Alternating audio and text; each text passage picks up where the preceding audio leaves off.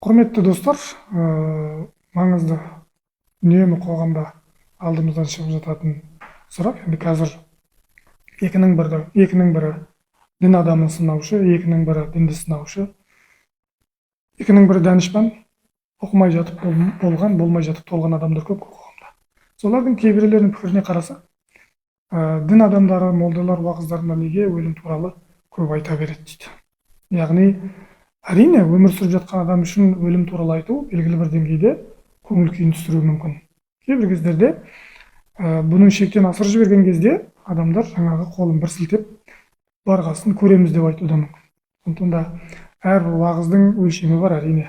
Бірақ кейбір кездерде өлім жаназа жағдайында, ас жағдайында жаңағы имамдарымыз, дін адамдарымыз, молдаларымыз енді осы өмірден ғибрат алу керек екендігін, осы өмірді пайдалану керек екендігін, осы өмірдегі адамдарды сыйлау керек екендігін, бұл өмірдің жалған екендігін, уақытша екендігін айтып жататын болса, бұл пендешіліктен тыйылуға, болмаса бұл өмірде жаңағы нақты құндылықтарды айқындауға көмектеседі деп ойлаймын. Жақсы бір сөз бар ғой, насихат керек болса өлім жетеді деген. Сондықтан да өлім бұл қорқыныш емес.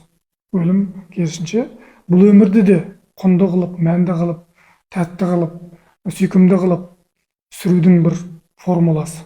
Өйткені біз бұл жерде уақытша жүретін болсақ, өзіміздің отбасымызға да уақытшамыз, достарымызға да уақытшамыз, қалаға да, өмірге де, ұлтқа да уақытшамыз. Сондықтан да сол берілген уақыт шеңберін тиімді пайдаланып, өзімізге жүктелген жүктерді абыроймен атқарып, отбасымызда жақсы әке, жақсы ана, жақсы бала, қоғамда жақсы тұлға, ұжымда жақсы әріптес, болмаса жаңағы ұстазға жақсы шәкірт, шәкіртке жақсы ұстаз болатын болсақ, менің ойымша өлімнен қорқудың немесе өлімді проблема санаудың қажеті жоқ. Өйткені кез келген тіршілік иесі, Құранда да ол туралы өте көп айтылады, кез келген тіршілік иесі өлімнің дәмін татады дейді. Сондықтан да жақсы адамдар үшін, пайдалы адамдар үшін, бұл өмірде із қалдырған адамдар үшін өлім де трагедия емес.